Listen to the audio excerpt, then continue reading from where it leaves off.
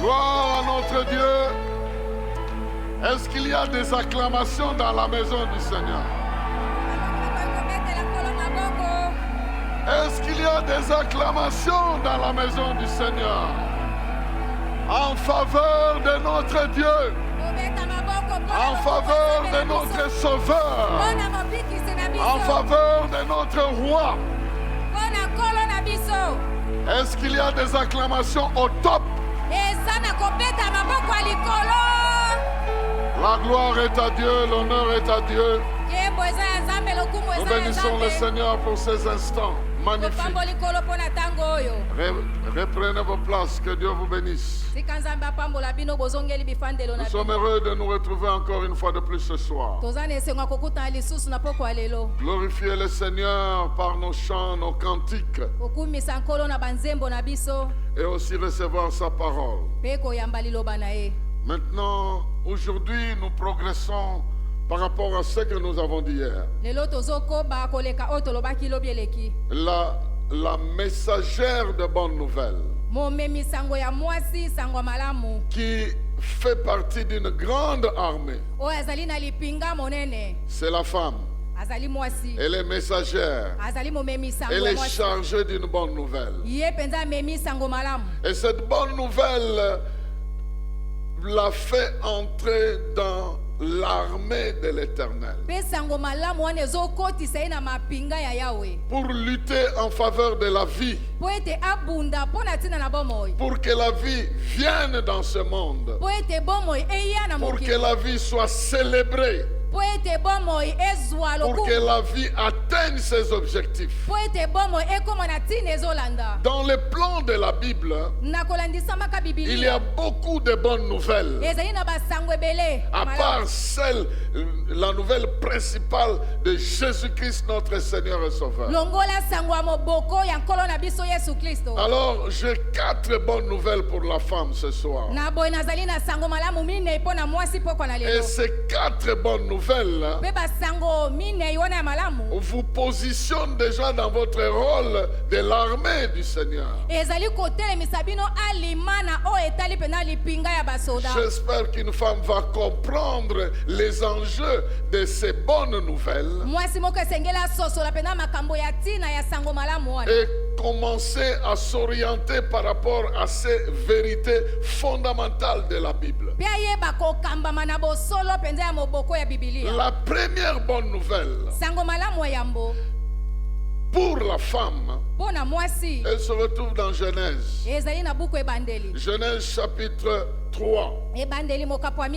Elle n'a pas été adressée directement à la femme, mais elle concerne la femme.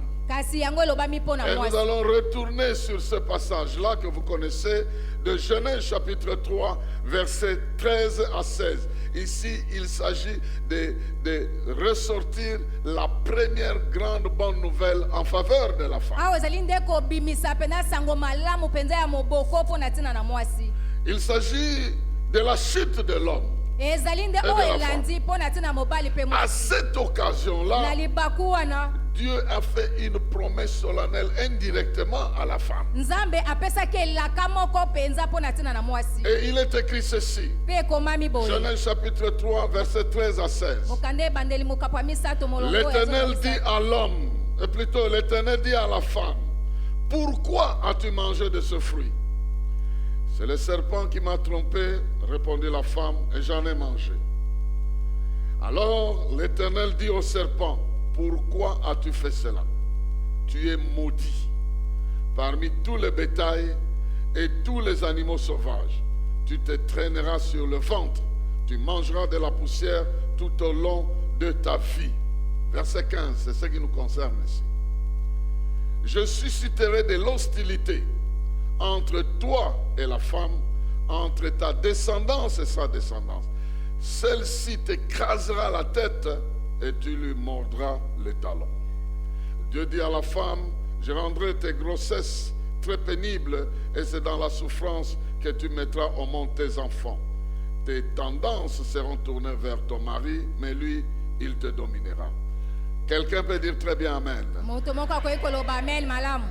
Alors, ici nous voyons 2 deux aspects des paroles que Dieu adresse à la femme. Comme Dieu est un Dieu juste, il frappe les péchés de manière juste. Il punit le péché de manière juste. Mais il est aussi un Dieu miséricordieux. Il dit à la femme, parce que la femme ici a deux aspects d'information qui la concernent. La première information est dans le sens physique, biologique et moral.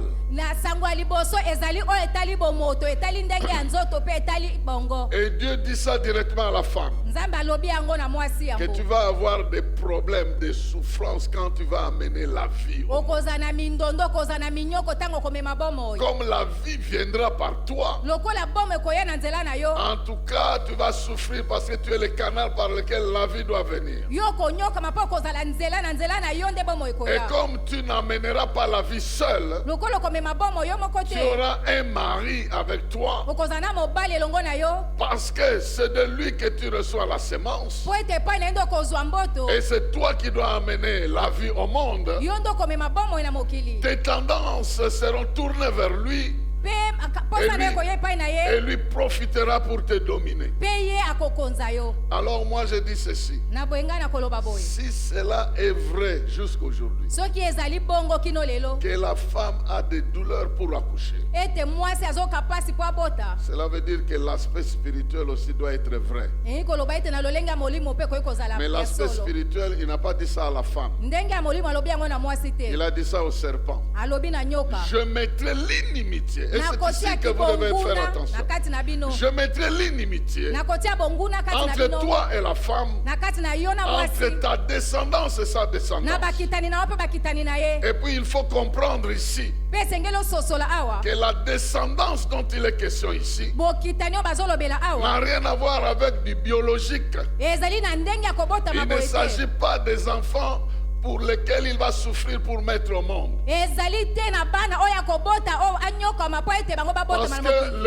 Parce que le diable aussi, il n'a pas d'enfants, de descendants qu'il est en train de mettre au monde. Donc la déclaration, elle n'est pas tellement sur le plan physique. Le terme descendant ici, descendance, c'est le terme sémence. C'est le terme sémence. Et c'est ça que nous devons comprendre. Donc si tu remplaces le mot descendance par la sémence, donc nous allons donc retourner dans la pensée de Dieu. Il est en train de dire qu'il y aura inimitié entre toi et la femme, entre ce qui sortira d'elle pour le monde et ce qui sortira de toi pour le monde. Ce que la femme sèmera dans le monde aura l'avantage sur ce que toi tu sèmeras dans le monde. Ce qu'elle apportera dans le monde va écraser ton système, ta tête. Je sais qu'elle aura de la souffrance pour mettre au monde, mais là où elle aura la sémence, vous savez, la femme n'a pas de sémence. Du point de vue biologique, elle reçoit la sémence de l'homme et amène l'enfant dans le monde. Mais ici, l'homme n'a rien à voir. Elle a quelque chose qu'elle doit recevoir directement de Dieu et apporter ça dans le monde. Est-ce que quelqu'un est en train de me saisir? Dans son aspect d'amener la vie au monde, quand elle va recevoir la semence de l'homme, elle aura des difficultés pour amener cet enfant-là, cette vie-là, dans le monde. Mais elle a aussi une autre version de sa vie. Elle a quelque chose qu'elle reçoit directement de Dieu, qu'elle va s'aimer dans le monde. Et ce qu'elle apportera directement de Dieu dans le monde va détruire le système du diable. Ici, j'aimerais donner 3 applications de cette bonne nouvelle. 3 applications de cette bonne nouvelle. La première application de cette bonne nouvelle, il s'agit de Jésus-Christ. La femme devrait recevoir la parole faite chair. Nous allons revenir à ça plus tard. Elle devait recevoir la vie. La vie venant directement de Dieu. Et elle va s'aimer cette vie-là dans le monde. Et lorsque cette vie entrera dans le monde, le diable perdra son pouvoir définitivement. Il y aura contestation définitive. La preuve est que quand Jésus est venu dans le monde, il est venu de la part d'une femme dans laquelle l'homme ne pouvait rien faire. Et Jésus est né dans le monde. Il a écrasé le pouvoir de Satan. De cette manière, Dieu a accompli la promesse qu'il a faite indirectement à la femme. Donc, celui qui est sorti de la femme, qui est comme la sémence de Dieu au travers de la femme dans le monde, a vaincu ce que le diable a sémé dans le monde. Le diable a sémé le péché. Le diable a sémé la tristesse. Le diable a sémé la mort. Jésus a pardonné le péché. Jésus a vaincu la mort. Jésus a dépouillé les puissances des ténèbres. Donc sur le terrain, Jésus a souffert. Jésus s'est blessé. C'est l'image du talon qui est en train d'être blessé. Mais celui qui lui blesse le talon est écrasé depuis sa tête. Depuis son système de réflexion, d'organisation, Jésus a donné un coup mortel au système du diable. Et ça, c'est venu au travers de la femme. Elle a apporté cette semence-là. C'est pourquoi, comme nous allons le voir un peu plus tard, l'ange Gabriel devait dire à Marie, l'enfant qui sortira de toi, il va sauver l'humanité. Il va sauver le monde. Il va régler tous les problèmes que le diable a sémés dans le monde. Alors, tu es le passage par lequel la solution du monde est arrivée. Dieu t'a utilisé pour amener la solution là où le diable a causé des zizanies dans le monde. Ça, c'est la première image et la première application. La deuxième application, la femme ici peut aussi être comprise comme l'image de l'Église. Que l'Église qui appartient à Jésus possède la sémence en elle-même. Et cette sémence-là, lorsqu'elle entre dans le monde, elle crée des problèmes avec ce que le diable a sémé. Jésus a donné la parabole. Il y avait un homme qui avait semé le blé. Et puis, quelque part, quand il dormait, les ennemis ont semé des livrets. Et les gens se sont dit, oh maître, quand est-ce que, où est sorti cet ivraie ici? C'est le diable qui a semé ça. Les blés, ce sont les enfants du royaume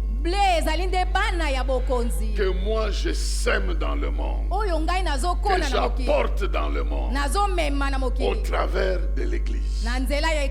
Et là aussi, la femme fait partie de ces blés-là qui sont dans les champs. C'est-à-dire, elle fait partie de cette sémence que Dieu met sur le terrain pour compliquer la vie à l'ennemi. De la même manière que de la femme est sortie la sémence qui a sauvé le monde, de l'église sort la sémence de Jésus pour éclairer le monde et confirmer qu'il est le roi des rois, le Seigneur des seigneurs et le maître de temps de substance.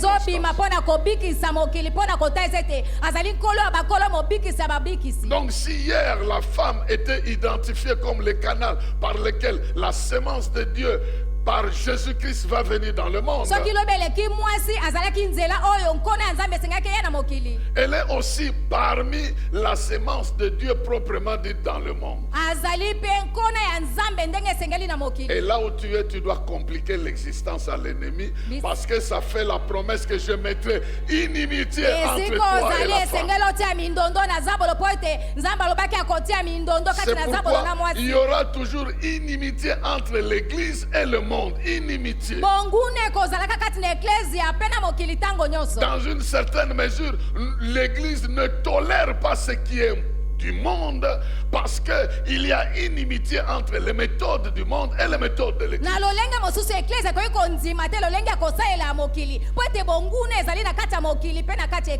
De la même manière que Jésus, qui est la sémence venue au travers de la femme, est en train de créer des problèmes au diable, l'église aussi aujourd'hui contient les fils et les filles qui doivent créer des problèmes aux sorciers, aux magiciens, aux problématiques, afin d'amener la vie de Jésus dans le monde. La troisième application reste dans la vie de la femme elle-même. À part l'aspect de dire que Jésus, c'est cette sémence qui devait venir dans le monde. À part le fait que la femme ici est l'image de l'église, mais la femme aussi ici est considérée comme toute femme en qui Dieu place quelque chose directement. Une femme qui reçoit directement quelque chose de Dieu est capable de compliquer la situation du diable sur le terrain.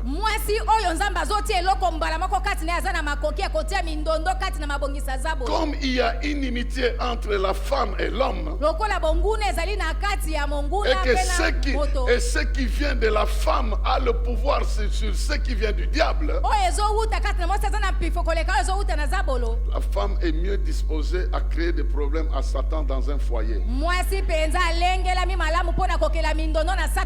Je ne sais pas si la femme est en train de me comprendre. Il est clairement établi que dans une famille où le diable fait du n'importe quoi, la femme ne s'est pas suffisamment réveillée. Si elle se réveille suffisamment, le diable sera combattu sur le terrain. Je n'ai pas besoin de vous emmener loin dans la Bible. Allez faire ce que je vous dis, allez faire une vérification. Lorsqu'on cite les rois d'Israël, on cite les rois, on cite aussi leurs mères. Et on associe toujours. Tel est devenu roi à la place d'un tel. Il a fait ce que l'Éternel considère comme bien. Sa mère était telle. Il a fait ce qui était mauvais devant l'Éternel. Sa mère s'appelait telle. Et là, vous voyez l'absence de la mère. Vous allez voir des problèmes des enfants dans ce foyer. Quel que soit le niveau de l'homme. Prenez l'exemple de Samuel. Il était très populaire, très intelligent, un grand travailleur. Mais on ne parle pas de sa femme clairement. Et ses enfants étaient disqualifiés pour gérer à sa place. Parce que la mère n'était pas là. Je vais revenir à ça un peu plus loin. Mais laissez-moi dire ici que la première bonne nouvelle, à côté de la souffrance que la femme doit avoir pour amener la vie au monde, elle a la promesse de vaincre le diable avec ce que Dieu a mis en elle là où elle se lève.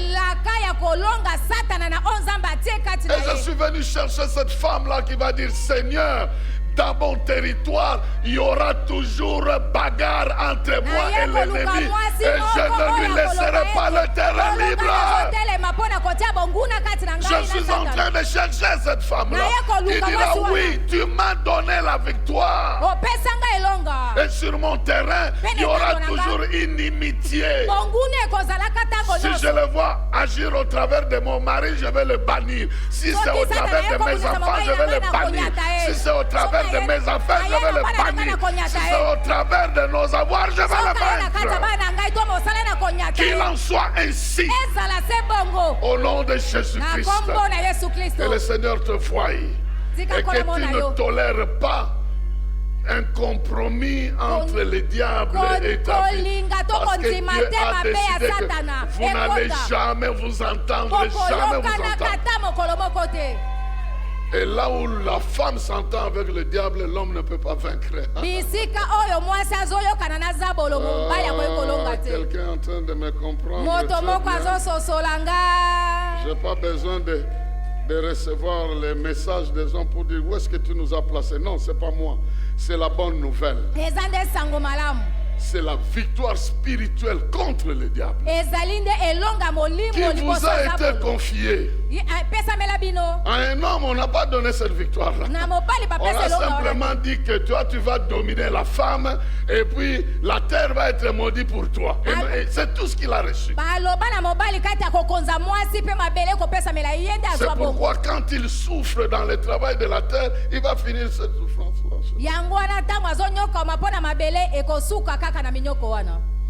Non, c'est pas ce que je dis, mais c'est pas la peine. La deuxième bonne nouvelle. La deuxième bonne nouvelle, nous la trouvons chez Marie. Nous la trouvons chez Marie. Nous allons dans Luc chapitre 1er. Verset 30 à 35. Vous connaissez ce passage.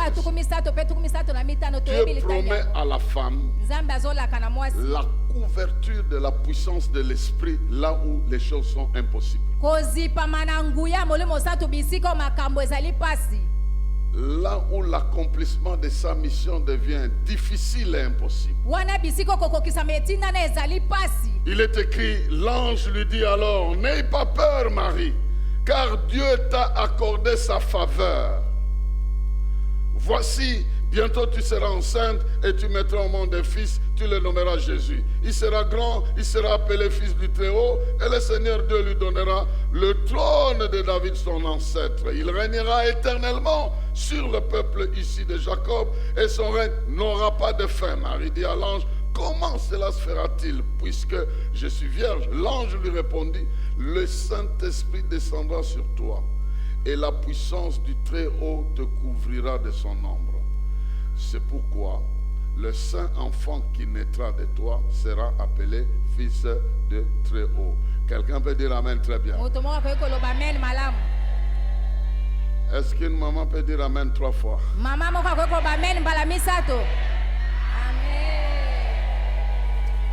La question que je me pose, quand l'ange dit à Marie: n'aie pas peur, car Dieu t'a accordé la faveur,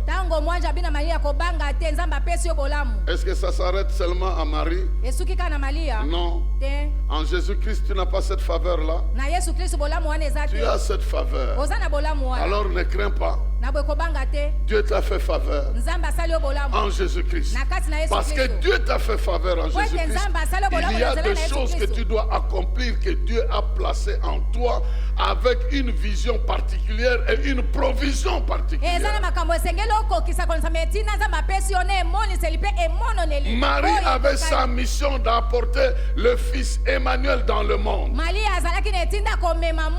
Mais elle n'est pas la dernière femme avec la dernière mission. Aujourd'hui, la femme a aussi la mission. Elle a trouvé grâce devant l'Éternel. Et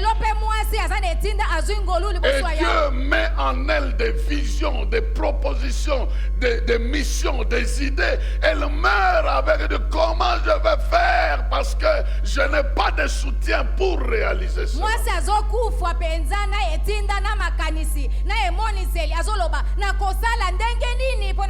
Il y a des choses que Dieu révèle à la femme qu'elle doit réaliser dans lesquelles on ne voit pas très bien où l'homme doit intervenir.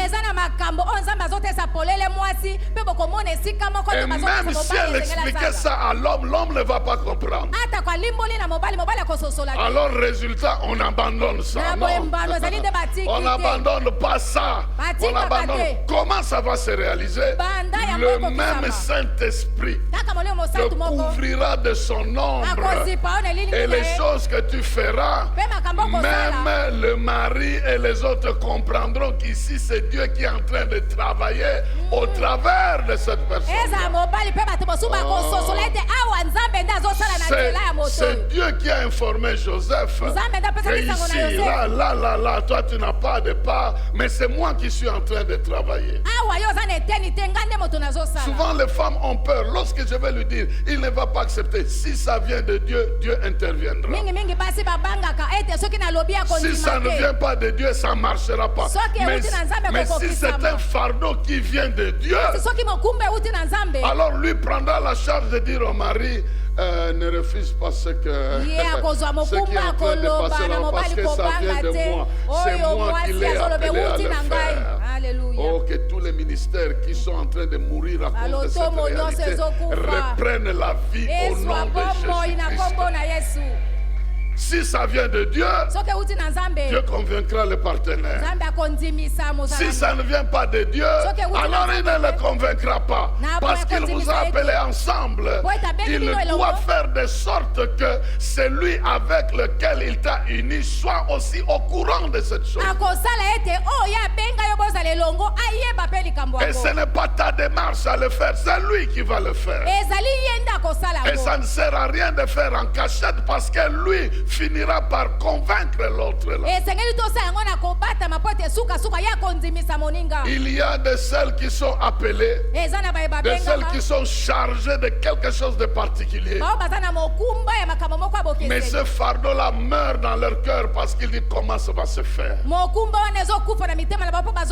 Je suis venu dire à une femme aujourd'hui, le Saint-Esprit est prêt à te prendre en charge et régler tous les autres problèmes pour lesquels tu te poses la question. Comment ça va se faire? Le comment ça va se faire est déjà réglé par la présence de l'Esprit de Dieu. Plusieurs femmes sont découragées parce que quand elles voient l'appel de Dieu, ce que Dieu veut lui montrer à faire, elle dit comment cela se fait. D'abord, mon mari n'a pas d'argent. Et puis ensuite, je pense même qu'il accepterait cette chose-là. Mais ce n'est pas toi qui as conçu ça. Ça vient de Dieu au travers de ton canal. Laisse-le accomplir au travers de ta vie. Sinon, il va prendre ça, il va donner à quelqu'un d'autre. Combien de gens n'ont jamais dit, ah, cette idée qu'il avait, moi aussi j'en avais. Mais je me disais que ça ne va pas se faire, ça se fera. Je suis venu dire à quelqu'un, ça va se faire. Je suis venu dire à une dame, si Dieu te met un fardeau de travailler pour lui, de le servir dans une certaine manière, laisse le Saint-Esprit te conduire.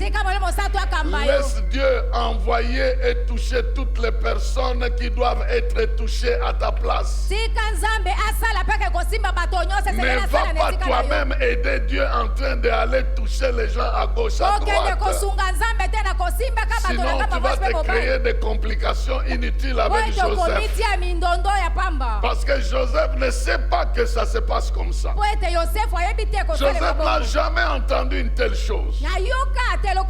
Alors Joseph te voit enceinte d'un ministère. Oh non, je dois faire ceci pour Dieu. Ça vient d'où Dieu m'a convaincu. Dis à ce Dieu-là, il faut aussi aller lui parler. Et il va lui parler. Dieu est un Dieu correct. Dieu est un Dieu qui dira à ce Joseph-là, n'hésite pas de soutenir cette œuvre. Oh, je suis en train de prier que nous les hommes, nous recevions de telles révélations, de telles confirmations. Comment Dieu ne serait-il pas glorifié là où il a déposé un fardeau dans la femme? Il l'a convaincu, il l'a couverte de force. Et l'homme est aussi convaincu. Il dit que la réussite et la gloire de Dieu.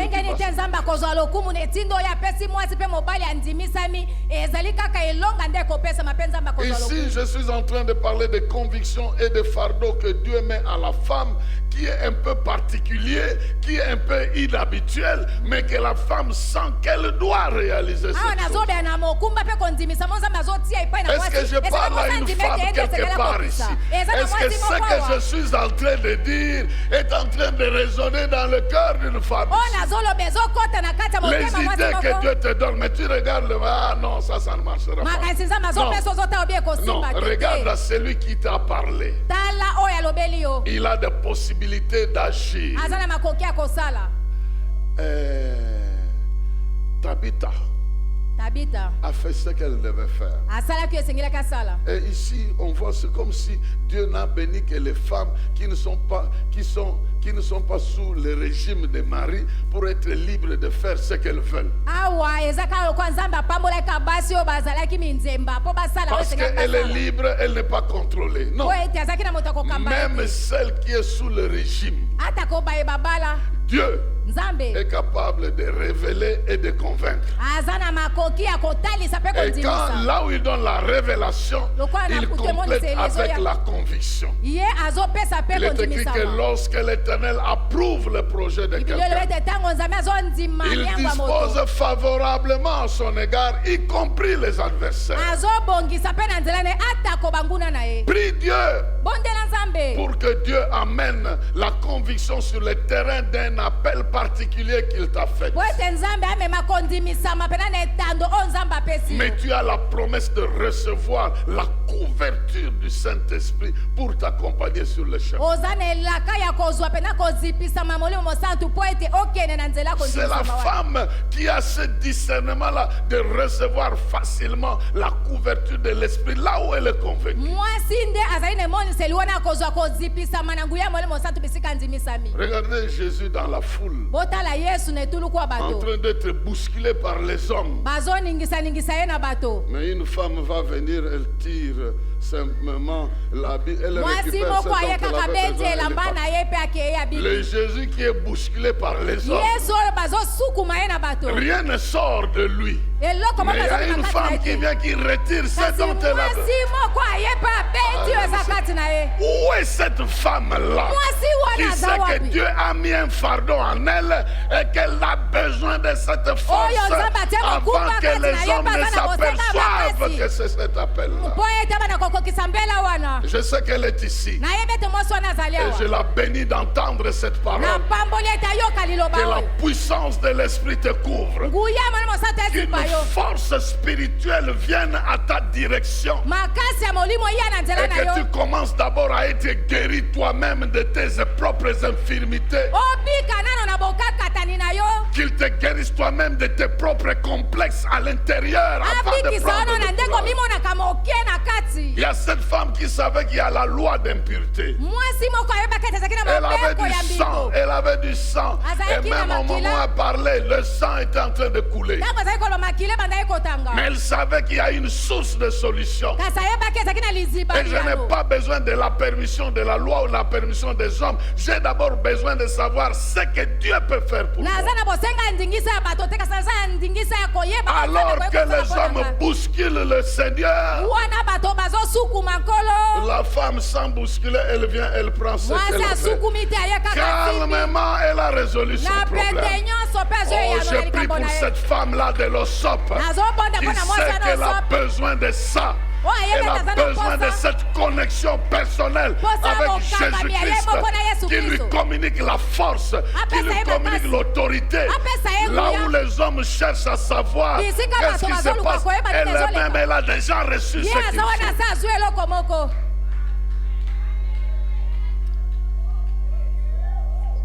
Reçois ta guérison interne. Là où les gens ne peuvent pas t'encourager. Là où les gens ne peuvent pas te comprendre. Là où les gens ne peuvent pas te regarder réellement. Ils peuvent penser que tu as perdu la tête. Alors que Dieu est en train de te mettre dans le cœur quelque chose de réel. Saisis cette force. Et laisse Dieu expliquer aux autres. Parce que là où la femme a des problèmes, Dieu pourvoit avec une force extraordinaire. Je vais revenir à ça demain. D'où sont venus les diacres dans l'église? Ils sont venus pourquoi? C'est la femme qui avait un problème. C'est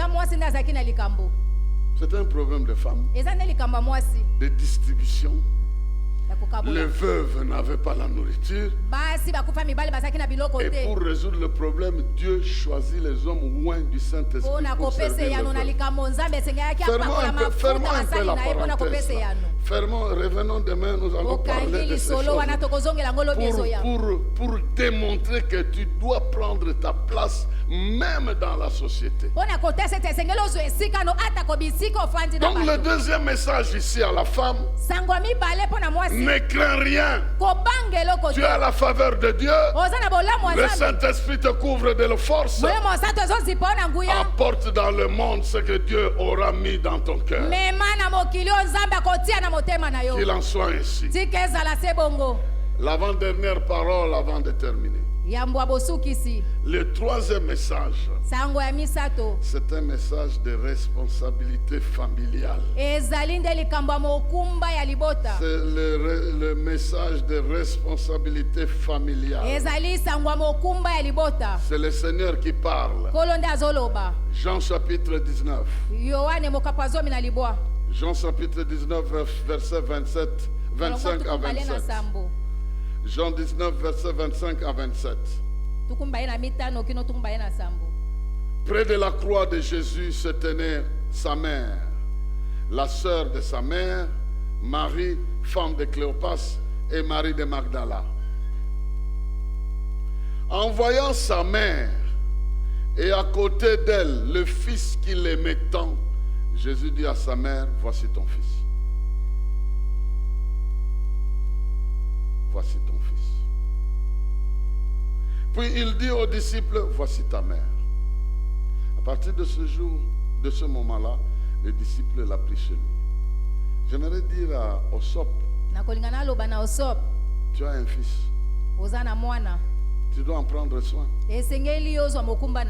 Tu as un fils. Tu dois en prendre soin. Il y a une mission que tu as.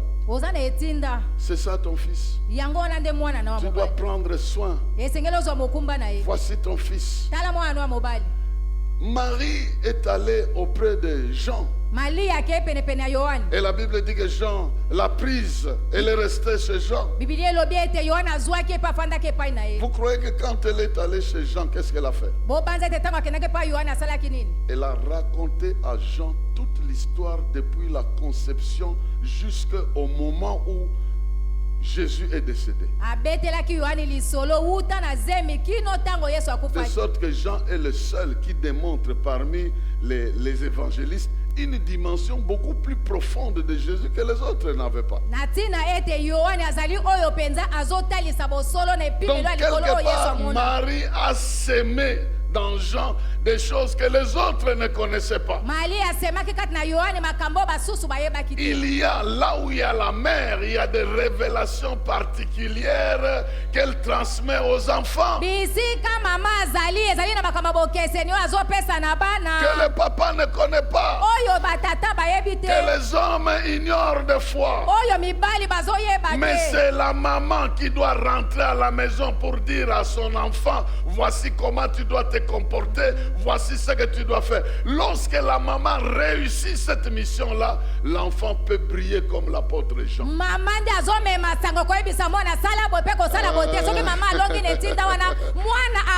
L'apôtre Jean qui a brillé n'a pas simplement brillé du Saint-Esprit, mais d'une partie de connaissances que Marie lui a données en secret.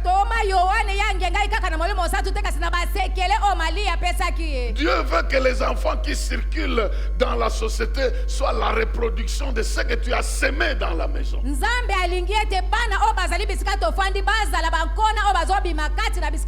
Parce qu'il est écrit, inculque à l'enfant des choses qu'il doit connaître. Quand il va grandir, il ne va jamais oublier ça.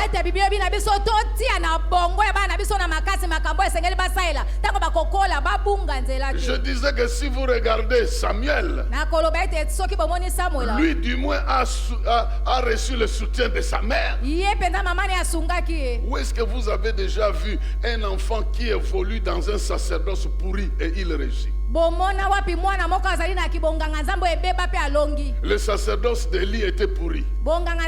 Ses enfants n'étaient pas approuvés par Dieu. Et lui-même, Samuel, n'était pas un lévite. Il était éphraïmite.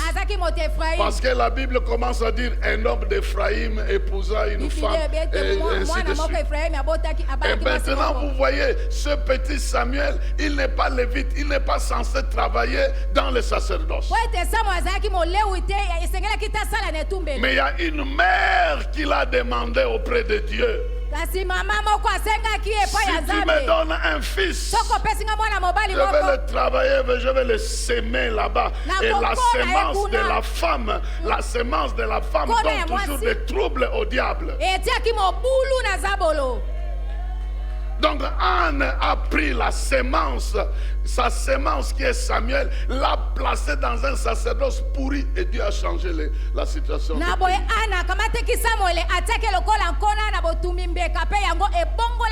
Il y a aussi des ânes aujourd'hui qui ont besoin de placer leur semence dans la société. Si ton fils est un politicien, est un commerçant, est un ceci qui reçoit les conseils de sa mère, il va réussir là où il est. Oh Sob, voici ton fils. Même si c'est ton fils qui prend soin de toi. Même si tu dors chez ton fils. Même s'il te prend en charge. C'est ton fils. Quelqu'un est en train de comprendre.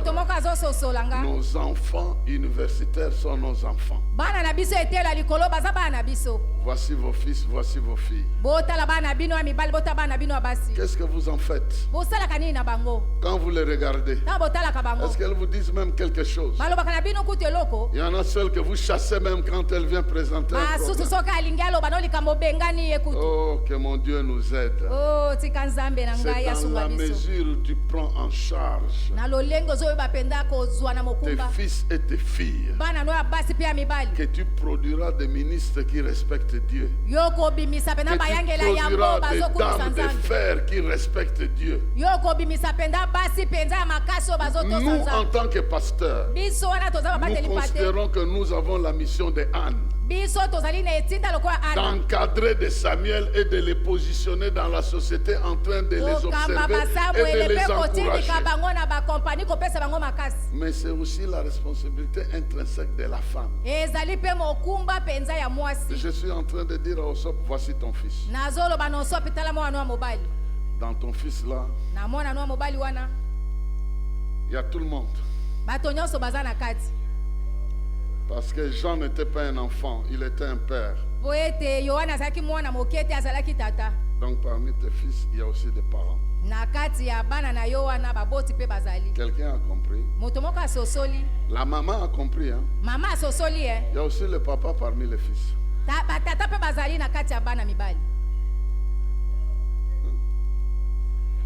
Le dernier message, nous sommes presque à la fin. Sango ya suka tozali pembeni ya suka. Et nous terminons par ici. Tokosukisa awa. La dernière bonne nouvelle. Sango ya malamu ya suka. Que la femme est appelée à s'aimer. Oyo mwasi abengami po akona. Elle se trouve dans Jean chapitre 20.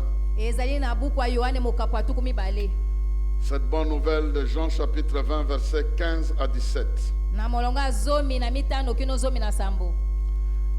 Pourquoi pleures-tu, lui demanda Jésus. Qui cherches-tu, pensant que c'était le gardien du jardin? Elle dit, si c'est toi qui l'as emporté, dis-moi où tu l'as mis pour que j'aille le prendre. Jésus lui dit, Marie. Elle se tourna vers lui et s'écria en hébreu, Rabouni, ce qui veut dire maître. Ne me retiens pas, lui dit Jésus, car je ne suis pas encore monté vers mon Père. Va plutôt, va trouver mes frères et va dire à mes frères de ma part, je monte vers mon Père qui est votre Père, vers mon Dieu qui est votre Dieu. Quelle bonne nouvelle de la résurrection. Où la femme a la mission d'apporter la joie de la résurrection. En déclarant aux hommes que nous avons un Père dans le ciel. Nous avons un Dieu dans le ciel. Et ce Dieu-là est notre Père. Ici, il y a la dimension de l'adoption derrière ce message-là. Comme la femme connaît la notion de l'adoption. Jésus lui donne le message. Va dire à mes frères que je vais vers mon Dieu, qui est aussi leur Dieu, vers mon Père, qui est aussi leur Père. C'est la femme qui rentre à la maison, qui regarde la maison découragée, les disciples découragés, tout le monde découragé. Mais elle a une connexion particulière. Elle a des révélations particulières. Elle a des messages particuliers. Elle vient dire, ne vous en faites pas. Au ciel, nous avons un Dieu. Il y a un Dieu qui règne dans le ciel. C'est Dieu qui règne dans le ciel, qui est créateur du ciel et de la terre. Il est notre Père. Il nous a adoptés. Il n'est pas simplement le Père des orphelins. Il n'est pas simplement le soutien de veufs, de veuves. Mais il est aussi le Père de tout le monde. L'origine de tout le monde. L'origine de la solution, l'origine de l'appréciation, l'origine de l'acceptation, l'origine du réconfort, la source de la pitié, la source de la protection, la source du pardon, la source de la force, la source de la victoire. Il y a dans le ciel un Dieu qui règne. Il n'est pas simplement Dieu, il est notre Père. Il nous a adoptés. Oh, c'est la femme qui regarde son fils. Même si je ne sais rien faire pour toi, même si ton père ici ne peut rien faire pour toi, nous avons en commun ton père, toi et moi, nous avons un Père dans le ciel. Si nous le cherchons, il va intervenir. Ton Père, toi et moi, nous avons un grand frère dans le ciel. Nous tous, sur ce plan-là. Et la nouvelle n'a pas été donnée aux hommes. La nouvelle a été donnée à la femme. Parce qu'elle a la bénédiction de recevoir directement certaines choses de la part de Dieu. Où est cette femme qui va se lever pour dire j'ai une bonne nouvelle de la résurrection? Mon Père qui est dans le ciel est aussi le Père de ceux qui l'ignorent. Je vais apporter la bonne nouvelle. Et les gens découragés seront encouragés. Les gens abattus seront relevés. Parce que moi-même j'étais abattu. J'étais en train de pleurer.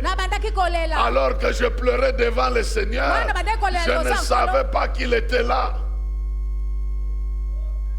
Je pleurais devant le na banda Seigneur. kolela liboso ya nkolo Je ne savais pas qu'il était là. nayebaki te ete azalaki Est-ce wana que tu sais que quand tu pleures, il est là? oyebi te ntango ozolela aza wana Est-ce que tu sais que quand tu pleures devant lui? oyebi te ntango ozolela liboso na ye Est-ce que tu sais que quand tu vas le chercher à la montagne, oyebi te ntango ozoke koluka ye na ngomba tu vas avec lui? ozokende na C'est ye pas elongo là que tu vas le trouver. eza kuna te Parce nde qu'il est déjà avec toi. po ete ye aza na Si yo tu le cherches bien dans ton cœur, ntango ozoluka ye malamu na motema na tu yo le verras dans ta cuisine. okomona ye na suku na Tu le yo verras na dans kuku ta na yo cuisine. okomona ye na kuku Tu na te yo verras dans la salle à manger. okomona ye Tu bisika le verras dans oliaka le salon. okomona Tu le ye verras na dans la salon salle à coucher. okomona ye Tu na le suku verras sur l'avenue. okomona Tu ye le na verras balabala dans le garage. Tu okomona le ye na verras dans garage le jardin de la maison. Tu okomona ye le na verras jardin dans tous les coins. okomona ye Il a bisika nyonso toujours un message à te donner. azali ntango Au ozona ciel, sango tu kopesa as yo un Dieu. Po ete Au oza na ciel, Nzambe. tu as un père.